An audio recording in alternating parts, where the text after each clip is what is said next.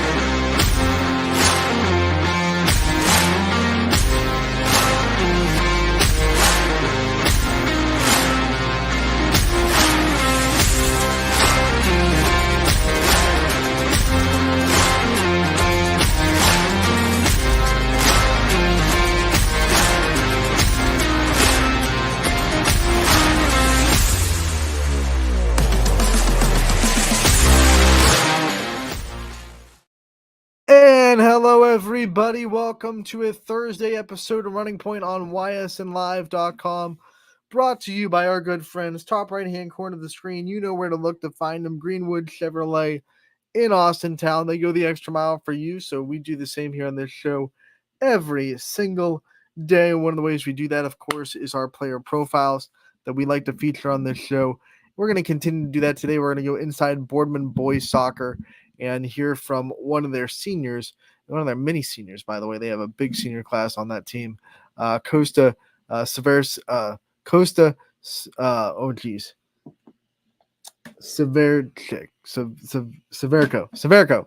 Ooh, Costa Severco gonna be featured on today's episode of Running Point. Let me just take you through my morning, right? So, or I should say the last 20 minutes. So I'm doing it. I'm going through. I got a profile up, by the way. New profile up on ysnlive.com. Football into Perry. First profile of the Perry Pirates we've been able to do. Reigning state champions. So make sure to go check that out. But so I post that. I'm getting ready for this show. I make the link that you're going to use to go live. And right before I go live, I realized that I put the wrong date in. Now, StreamYard, which I love. StreamYard is the program that we use, doing all of our shows, doing all of our interviews. Love it, right? But the one thing that I wish it had was your ability to edit the title of the link that you're going to use for the show in one fell swoop, right? Because I put the wrong date. It had Running Point 9/25/24, which was yesterday. And I was like, shoot. But then you have to go through and you have to edit it in every single channel that you're streaming to. Instead of saying, hey, this is going to be the new title, and just put it, copy and paste, put in all of them. Which would be really cool if StreamYard had that feature. It doesn't. So I'm sitting there and it's like 12:58, right? And I'm like, copy. I have to 26. So that was a wild rush. Got live maybe a minute late, but we're here. But that was just, hey, that'll wake you up real quick if you weren't awake already. I was, because I've been up early. We had to interview Walter Moses from Perry at 8 o'clock in the morning, because that's when his study hall was. So we've been up, but got a great show for you regardless. That was a weird start to it. My day, of course.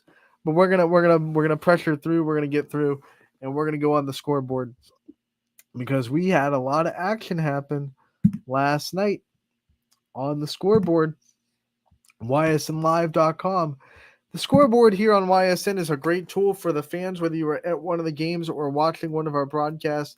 Either way, you don't want to look away from the action for too long. And the YSN scoreboard is a great and easy way to get live updated scores from your favorite teams across the YSN family, whether it be your best friend, your heated rival, whoever it is. You want to see what they're doing. You want to see how they're doing. And the YSN scoreboard is the easiest way to do that. You can find it at ysnlive.com/scores. Sorry, I'm so used to saying /live/scores.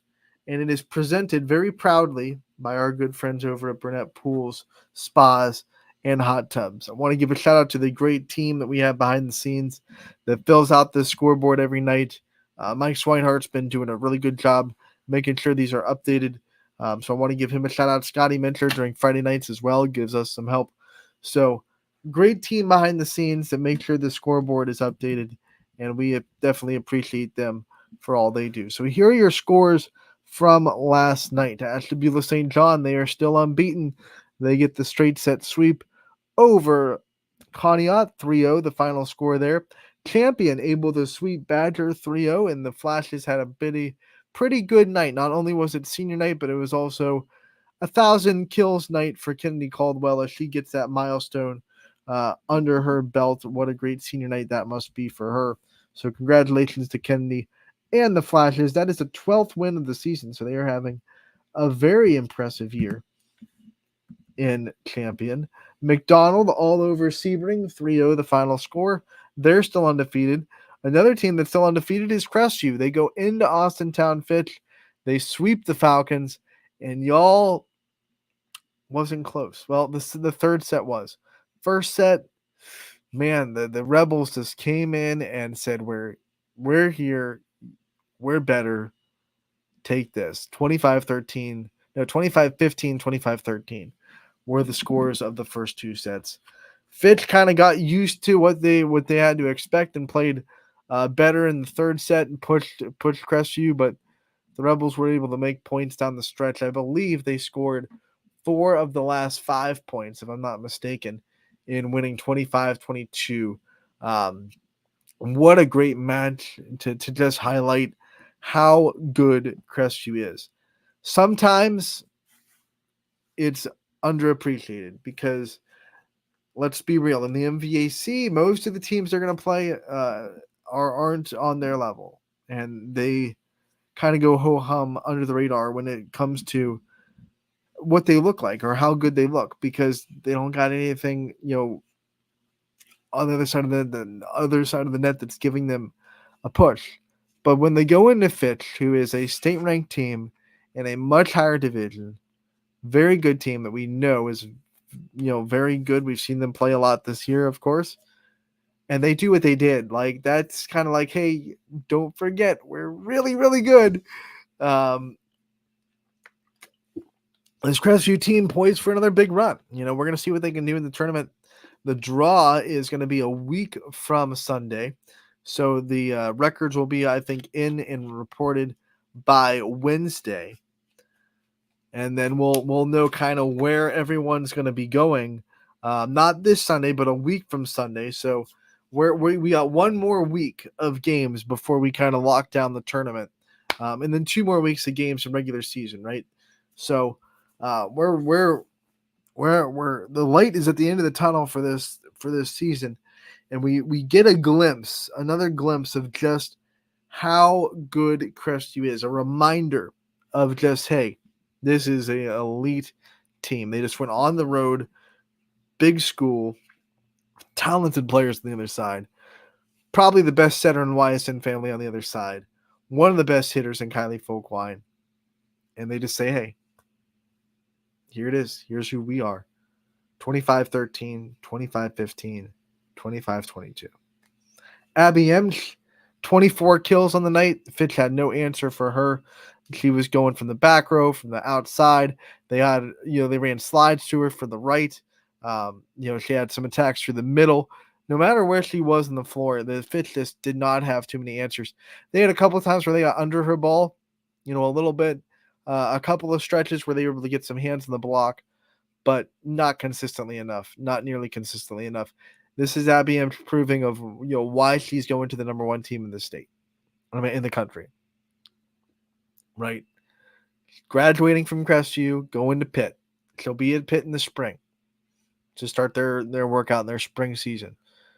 There's a reason for that. There's a reason she's going to that team. She's dang good, and she proved it time and time again. So Crestview, big test for them. They pass with flying colors. They get the sweep on the road.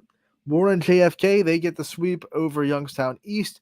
3-0 South Range also with the sweep over Mooney 3-0. A good one in Camel. These were competitive sets, but the Red Devils get the sweep over Jackson Milton. Mylena Williams gets her 500th career kill. Pretty impressive when you know that she didn't spend her whole career playing volleyball. So that's an impressive feat to get 500 there. She does it. And Middle Ridge, they go on the road. They sweep Lowville 3-0. Ursuline gets swept by Kenston 3-0. Wellsville on the road. Union Local gets the sweep over the Tigers. And then last but not least, the closest match of the night was in East Palestine, where Lisbon outlasts the Bulldogs. Every set was at least 25-20. And let's go through the set scores because they were pretty cool. Hold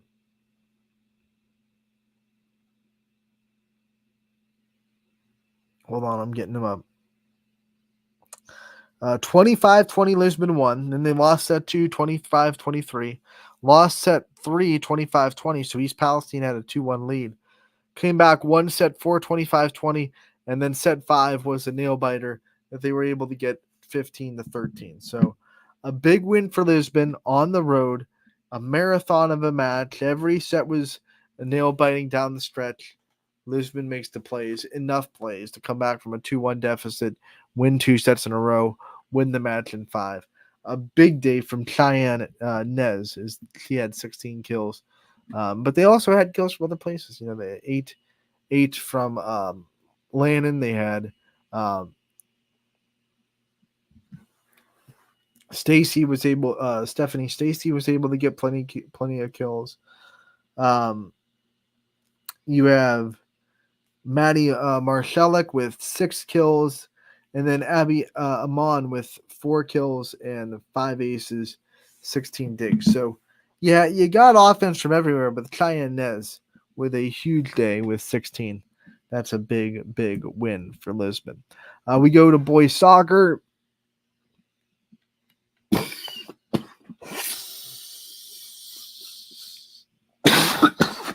Excuse me.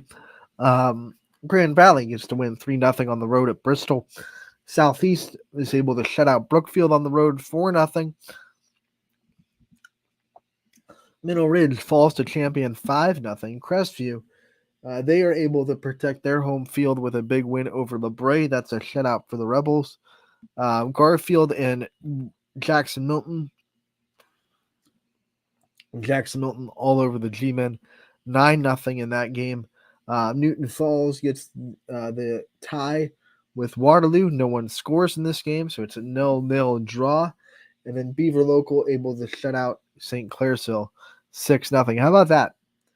All of the games were either shutouts or a draw at no score. So there was not a boys soccer game in the network last night in the family of YSN that had both teams score a goal.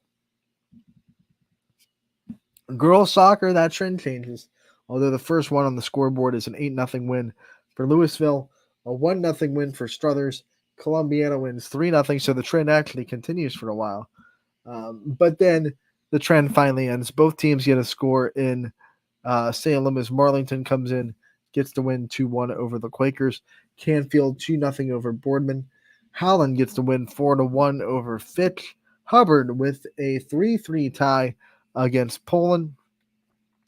Beaver Local, they go on the road and lose to St. Clairsville 4-2. Beaver Girls Soccer, they get the win 8-1 over Central Valley. West Branch with the 11-1 win over Carrollton.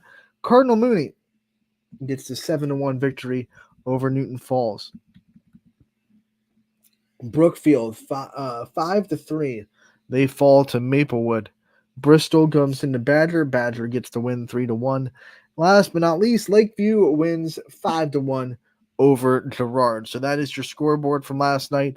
Not as heavy as most days, but we still had all 3 sports in action for sure. The biggest results being Crestview and Fitch. I mean, that was just supposed to be a highly billed matchup. Crestview had other plans. They took it to the Falcons in 3. You can find a recap for that and post-game interviews with Lainey Hour, Abby Emsch, and Alicia Hour all on the website, ysnlive.com. Make sure to check that out. Ty Bartell as always, doing a fine job with his recaps and his call. Angelina Capabianca on the call as well for that game. We're going to take a break. When we come back, we have a player profile to feature. Like I said, we go inside Boardman Boys Soccer with Costa Severco, one of their seniors. That's coming up next on Running Point, brought to you by Greenwood Chevrolet in Austintown. 21 News delivers the news as it happens, using the latest technology from where it happens. Live here outside the Mahoney County. On air, online, Wednesday afternoon weather update. Very dangerous. and on the 21 News social media platforms. I'm on the road right now. 21 News, the Valley's only locally owned source for trusted news since 1953. Craftsmanship to us is 60 years of pride and dedication.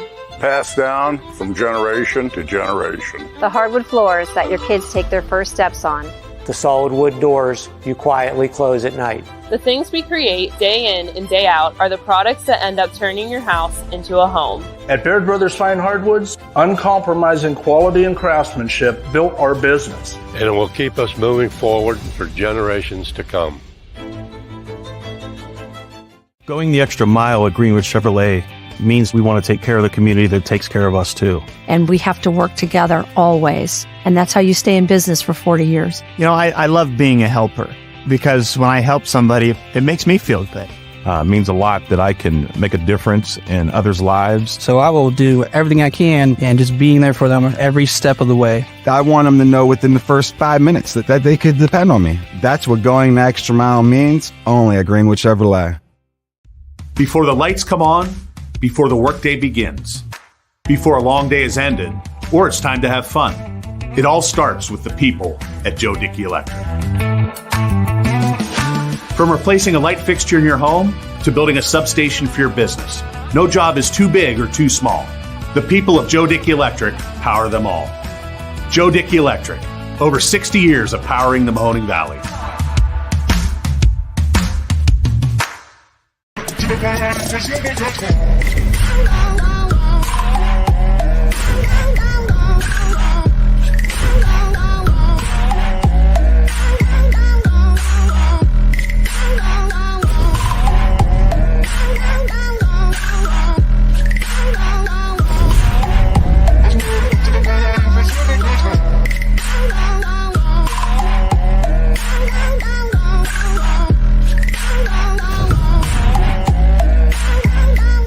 Now you can see every school, to the smallest school, to the intermediate schools, to the schools in the outlying areas. It gives you coverage that you could just never get to before. It's something that's great to experience, and it's opened up a whole new wave of sports viewership. The possibilities are endless here at YSN. Push the envelope every day. Try something new. If it works, great. If it doesn't, well, let's try another angle, and we just keep moving forward. My name is Mike Ackelson, and my sports network is your sports network. What can you do on over 5,000 acres? At Mill Creek Metro Parks, you can discover unique habitats and wildlife, create memorable family moments, experience history, heritage, and park programs, explore scenic landscapes, take time to relax and be well, connect with nature and each other. Come see what's new at Mill Creek Metro Parks. Plan your trip now at millcreekmetroparks.org. Going the extra mile at Greenwood Chevrolet means taking care of our local customers. And it's just a great feeling to put them in a vehicle and get them all excited about a new vehicle. At the end of the day, our goal is to be someone our customers can count on. And every day I'll go the extra mile for the community so they can trust us. To do anything that would convenience the customer or make them feel more at home. Realizing, number one, that we're here for them and that we're not going to go away. That's what going the extra mile means, only at Greenwood Chevrolet. Welcome back to Running Point on ysnlive.com, brought to you by our good friends over at Greenwood Chevrolet in Austintown. They go the extra mile for you. We try to do the same here on this show every day, and we're going to continue to do that today with a player profile featured on the show like we do. It's going to be Boardman Boys Soccer, Costa Severco, one of their seniors, one of their mini seniors, going to be featured on today's show. Here it is. What a great interview and a great athlete at Boardman. Another great athlete at Boardman. They all have really good grades. I've been talking to a lot of them. He's one of them. Their GPAs are high, man. Boardman Athletics, like, let's go. Keep it up in the books. Those grades will get you a lot further than your skills on the field of the court. I promise you that. All right, Anthony Harwig here. We are with Boardman Soccer yet again, the boys' side today, and it is going to be senior Costa Severco joining us first. And Costa, thank you so much for coming on and taking the time. Of course, thanks for having me. Let's talk about it. Senior season, it's your last go around. What's it been like dealing with all the emotions and the mentality of being a senior? I mean, it's been a lot different than I've expected. I mean, we started off a lot rougher than I expected, but we're really starting to pick it up a lot as well. I mean, last night we got our first win against St. Vincent St. Mary's, and as a team, we're starting to build a lot more. And as we learn more about each other, we're starting to play a lot better together and build up as a team, really. This is a big senior class that you guys have. How much has that helped you guys kind of get through some adversity and stay together as a unit, knowing that you have a lot of people that you've played with for a long time? It's really nice because, I mean, we do, as you said, we have a really big senior class. So a lot of these kids I've been playing with for at least over 4 years. I mean, not just here in high school, but a lot of these kids I played way before high school with. And it's just nice having them right there with me out on the field and just playing with them. That chemistry, that build of chemistry really does help us put our team together more. You know, not all senior classes are as big as you. A lot of seniors come into senior year and there's a lot of responsibilities put on their shoulders and there's a lot of pressure to be a leader. But you guys, with such a big senior class, what kind of a weight is it off knowing that you have all these leaders around you and you don't have to be putting all the pressure on yourself to lead the team? Well, it is really nice knowing that. I mean, like, I'm not the only one out there. I mean, there's a lot of us, and we all have each other's backs. I mean, when we're out on that field, anything that happens, we're always together, and we play as a team. We work as a team. We lose as a team. We win as a team. Everything we do as a team, which is nice, especially that we have such a big team, because there's a lot of us out there, and we all hold each other up and lift each other up. Now, with a big senior class, it means you're going to graduate a lot next year, and the program is going to have a lot of holes to fill. So what are you guys doing to try to kind of put confidence into the younger kids in the team and make sure that this program is set up to succeed after you graduate? So I think we've implemented a few things that are going to help them for the kids coming up next year, because I mean, we have a young team as much as we do, of course we have a lot of seniors, but I mean, we have 3 freshmen on our varsity team. We have 2 captains that are juniors. Next year they'll be seniors, and they'll be able to carry that over next year. And they'll still be able to lead, even though a lot of us are going to be gone. I think that's going to be nice because there's 2 guys with already the experience of being a captain, being able to lead that team. And then these 3 freshmen that we have playing varsity are going to continue playing varsity next year. They'll have more playing time. And the fact that we have so many young players, I mean, we have a big team. So having those young players also helps really pull our team together, and just they'll be good next year, even though we're not going to be there with them. They'll be able to hold their own. So let's talk about your soccer journey. When did it start? When did you get involved in the sport? When are some of your earliest memories of soccer? Some of my earliest memories are probably way back when in BSA. That's like our youth program. I've been playing for as long as I can remember. My mom always loved soccer. She got me into it, me and my brothers. And I mean, I've always loved it. Some of these guys I've been playing with since as long as I can remember. Sullivan Smith, we played BSA together since probably like 10 years old. But it's been nice because I've learned to fall in love with the game. And I had a gap year, my 8th grade year. I just stopped playing, and that's kind of really when I realized I need to play the sport. Like, I loved it too much. And then I came back freshman year and played, and I loved it. And ever since then, I've loved the sport. When you took that year off, what did you miss the most of it? What was calling you back to the sport so much? Well, I took the year off because I thought I was going to play football in high school, and so I played 8th grade football. And I just realized it wasn't the same. Like, it's not, I didn't love it as much. I mean, it's nowhere near the same. I mean, yeah, there's a competition. There's you're playing against other athletes, but it's just not soccer. It's not soccer at all, especially some of the guys that I would play with. they weren't there anymore. And it's not the same community at all either. And I missed it too much. And when I came back, I knew that's what I needed to be doing. So let's talk about not the transition, but the growth over the years. You come back as a freshman, you start in your high school career. Now you're a senior. What are the biggest growth points do you think between you as a freshman and now? I think as the years went on, I progressed different things. Like my freshman year, very very slow. I was playing JV. I never even saw the varsity field, and I wasn't doing much. And so I went to go play TCSE with Mo at after my freshman year. I talked to my mom. I was like, yeah, I need to go back to club soccer. I need to do that in the off season. And I went to go do that. I worked on my touch. I worked on my dribbling, everything, my speed. I did as much as I could. After sophomore year, there's a few more things I needed to fix, work on. I mean, I had great leaders my sophomore year telling me what I needed to fix. And then I worked on that in the off season, my touch, my dribbling, all this stuff, speed. Those are always been big things for me because I'm in the midfield. So dribbling, touch, speed, most important parts of my game, distributing. And I think playing with TCSC, playing for Mo, that helped a lot with all of those things. And it really built me as a player.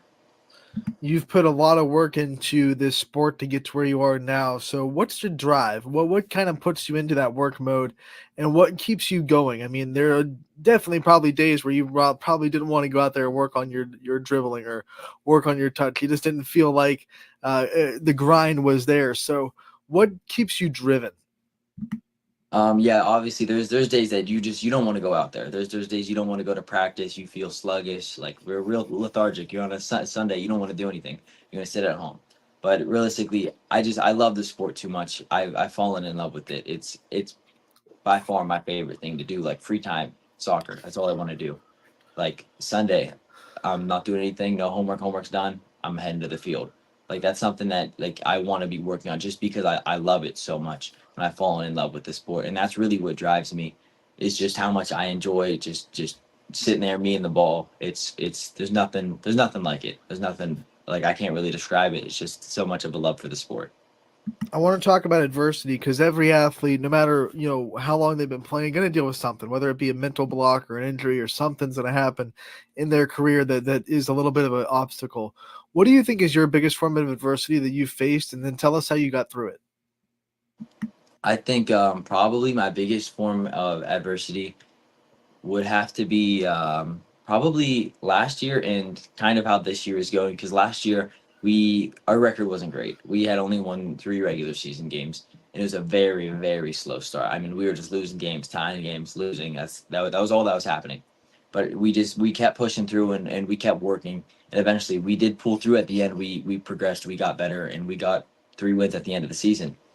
And it did take us a while to get there, but we made it through. And this season so far, it hasn't been great, but we haven't been playing bad. However, our record isn't showing how we're playing.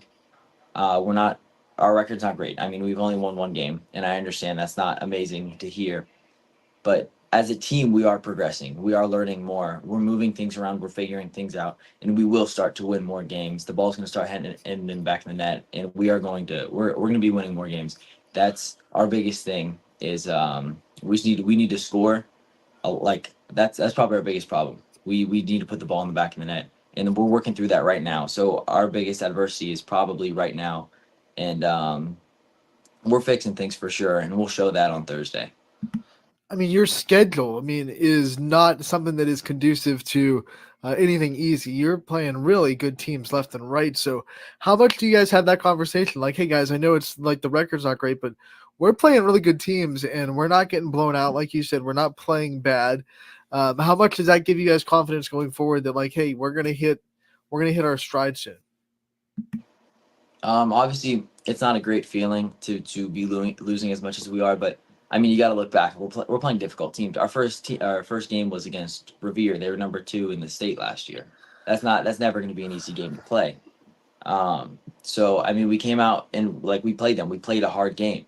We did what we could, and although we lost, we understood. We still played well.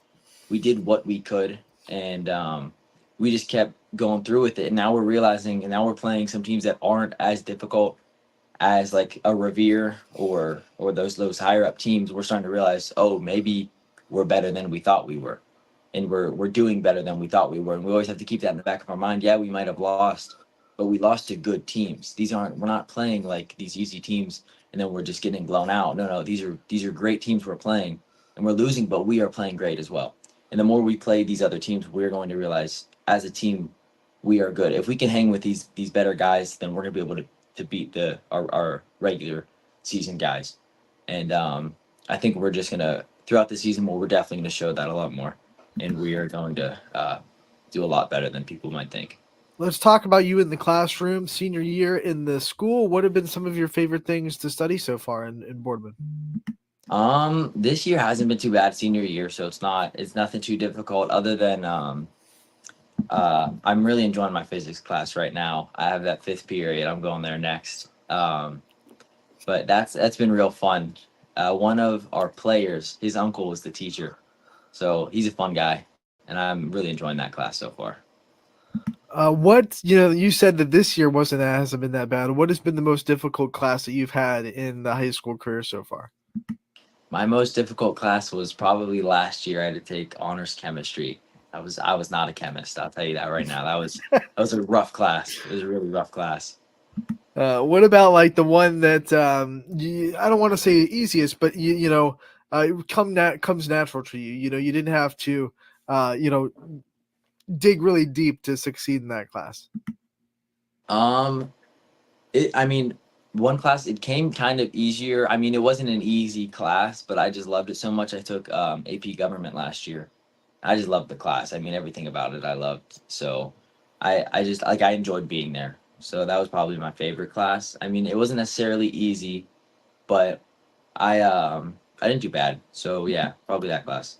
Are there any teachers that have really impacted your journey in the school system that you think have really stood out to you? I've definitely had some people that I definitely know, okay, like this person has my back. Like Mr. Gerthong, he's the math teacher. He teaches algebra and geometry. He's a great teacher. He's a good person.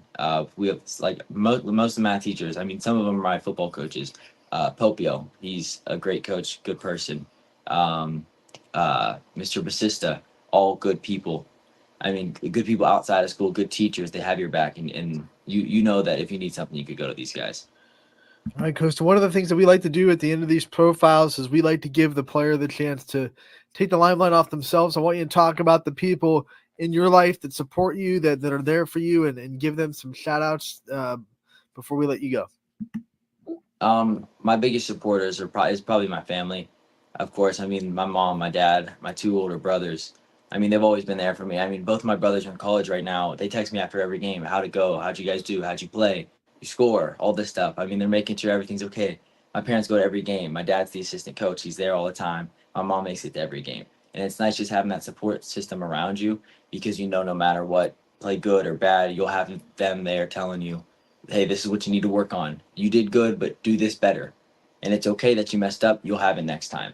And most of all, I got to give thanks to God. He's put me in a position like no other. Costa, we want to thank you so much for taking the time out of your school day to come on and talk to us about your senior season. We wish you the best of luck the rest of the way and in your future endeavors. We can't wait to talk to you again real soon. I really appreciate you having me.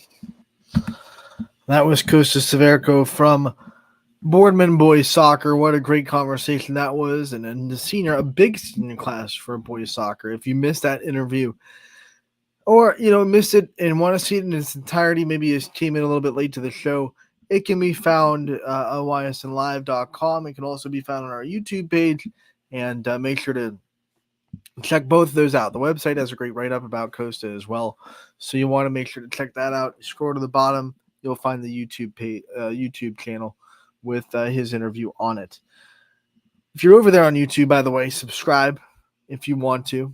I'm not going to force you to. Can't force you to. I can't reach to the screen and force you to subscribe. But if I could, maybe I would.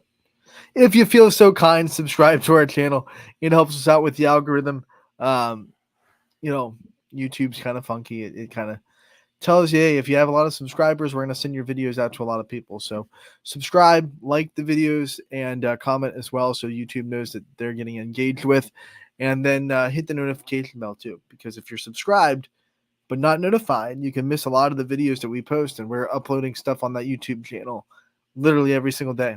A lot of stuff went on it today already, and we're not even at 2:00. So we're uploading that daily. Player profiles, coaches corners, highlights, all that fun stuff, all going up on our YouTube channel. So make sure you are subscribed, you're notified, you like, you comment, all that fun stuff to help us out in the YouTube algorithm. Let other people know, hey, this is pretty good content. Maybe you should watch it, and then it gets out to more people in the area. You never know, right? So help us help you by subscribing to our YouTube channel. All right, here we go. We're going to go back on the scoreboard, check out what's going on tonight across the YSN family. You went too far. If you've hit the proud sponsors, you've gone too far. You scroll to the bottom of the page here if you've never used our scoreboard before, and the dates can be found right there. All right, so today is September 26th, and here are the games going on today's slate. Orange going to be hosting Hawken. This is all volleyball, by the way, so we're starting with volleyball. Orange going to be hosting Hawken. Edgewood plays again tonight. They will host Lakeside. That's going to be their third game of the week. Jefferson will be at home against Madison.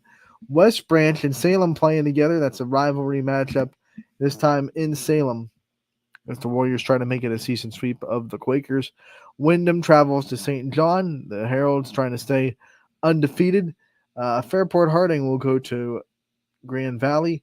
We have Harrison Central making the trip to East Liverpool. Toronto comes to Edison. Poland will go to Girard tonight. Bloomfield will be at Lordstown. Brookfield goes to LeBray tonight. Canfield goes to Howland. We have Champion going on the road against Southeast. Garrettsville Garfield will be on the road as well. They're going to Liberty. Hubbard will be traveling to Struthers tonight, as Latonia goes to Valley Christian.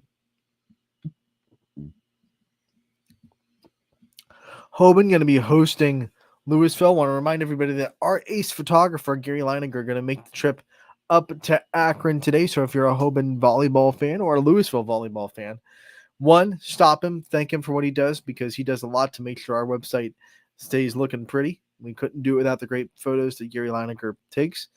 And then two, ask him to see the back of his shirt, because it has a QR code that leads you right to our Smug Mug. So if you take that QR code and you go there later on tonight, you'll be able to find pictures of Hoban versus Louisville volleyball there.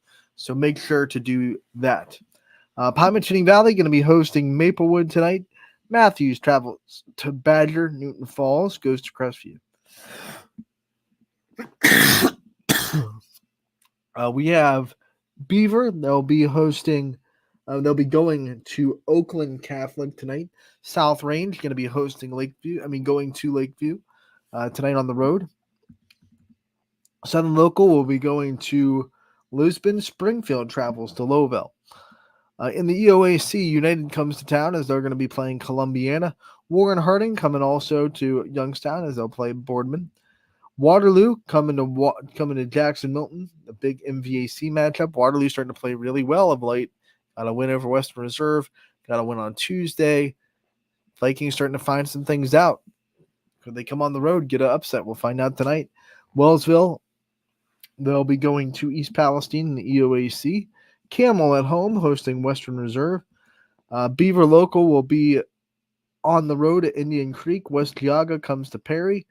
Conneaut will go to Geneva tonight. And last but not least, on volleyball, Mohawk travels to Rochester. When it comes to boys soccer, we have Perry going to Jefferson.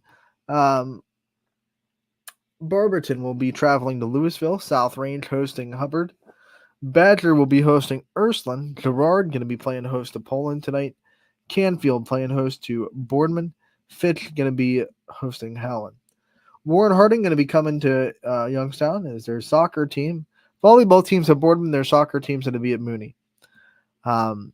St. Clairsville coming to Beaver Local. Lakeview goes to Niles tonight. We have Lordstown coming to Pymatuning Valley. And last but not least, Beaver and Mohawk playing each other. So the only all YSN matchup we can possibly have in PA happening tonight in boys soccer. So that's fun. Girls soccer tonight, we have Jefferson at home. They're going to be hosting Berkshire. Pontoon Valley will go to Geneva. Perry goes to Chardon tonight. Orange going to be at home. They host Chagrin Falls. Lakeside at home against Brush. Columbiana will be going to Waterloo. Springfield travels to Ritztown. LeBray will be going to Crestview. And last but not least, Champion hosting Crestwood tonight in girls soccer. Champion with a big win on Monday, trying to keep that roll going. They have not lost in a while. They tied last week, but they have a big non-loss streak going in Champion, trying to keep that going tonight against a pretty good Crestwood team. So that does it for the total scoreboard from the night. Now what we're going to do is we're going to go into what broadcast will be on tonight on ysnlive.com and who will be out there covering your teams as far as announcers go. So let's pop up the spreadsheet and see what we got going on today. Volleyball is going to be a busy night. Ty Bartel going to be in Hoban for their matchup with Louisville. Rick Daly going to be at Lisbon for their matchup with Southern. Eric Hughes goes to Lowville as Springfield comes to town. Joe Eusebio going to be in Columbiana for their matchup with United. We'll have myself at Jackson Milton as they host Waterloo. Larry Jennings going to be on the call for Edgewood and Lakeside. And then Matthew McConaughey will be at Struthers for their matchup with Hubbard. All right. Boys soccer, we have Rob Johnson going to be in Louisville for their matchup with Barberton. Matt Marr will be on the call as Gerard hosts Poland. Girls soccer, we have Orange. Their school's going to be taking care of their matchup with Chagrin Falls. So that is what's going to be on the network tonight. ysnlive.com/live is where you can find it. All the action coming down to us. And we want to thank all of our announcers for doing the job that they do. We want to also thank you guys for tuning in today. That'll do it for today's episode of Running Point. ysnlive.com, brought to you by Greenwood Chevrolet in Austintown. We'll be back tomorrow to recap all the stuff that happened tonight, all the stuff you just saw. We're going to be talking about it tomorrow, but we're also going to be talking about Week 6 in football. Very exciting Week 6. A lot of good matchups to talk about. That's coming. Plus, we'll have a football player profile for you coming up tomorrow as well, as we continue to feature the area's greatest athletes here on YSN. So that'll be coming up tomorrow. 1 to 2 on Running Point. Tune in to all the games tonight. Go out there, support your teams. It's a fun time, right? No better way to spend your night than in a gym or at a soccer field supporting these great athletes. So do that. Come back tomorrow from 1 to 2, and we'll see you all then.